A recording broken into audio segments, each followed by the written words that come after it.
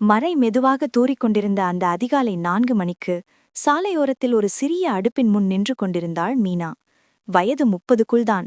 ஆனால் முகத்தில் தெரியும் சோர்வு வாழ்க்கை அவளை எவ்வளவு கடுமையாக சோதித்தது என்பதை சொல்லிக் கொண்டிருந்தது.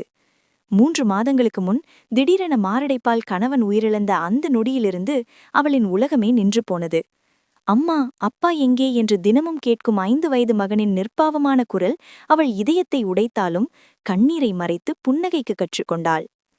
கையில் இருந்தது சில பாத்திரங்கள், மனதில் இருந்தது கணவன் ஒருநாள் சிரித்தபடி சொன்ன "நீ போட்ட இட்லி ரொம்ப சுவை" என்ற ஒரு சொல்.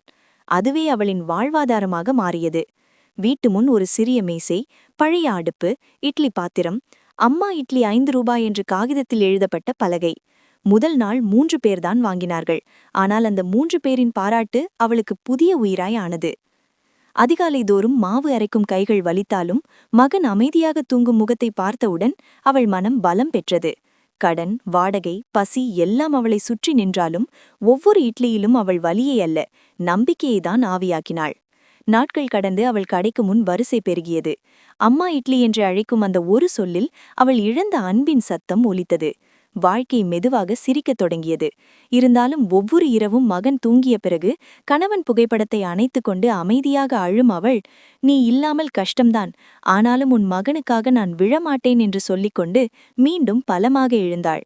அந்த கண்ணீரில் கரைந்த துக்கமே இன்று அவளின் வலிமையாகி ஒரு சாதாரண இட்லி கடையை ஒரு அம்மாவின் வீரக்கதையாக மாற்றியது. இது மாதிரியான ஷார்ட் ஸ்டோரீஸ்க்கு எங்க பேஜை ஃபாலோ பண்ணிக்கோங்க, சப்ஸ்கிரைப் பண்ணிட்டு பெல் பட்டனை பிரஸ் பண்ணிக்கோங்க. தேங்க்ஸ் ஃபார் வாட்சிங்.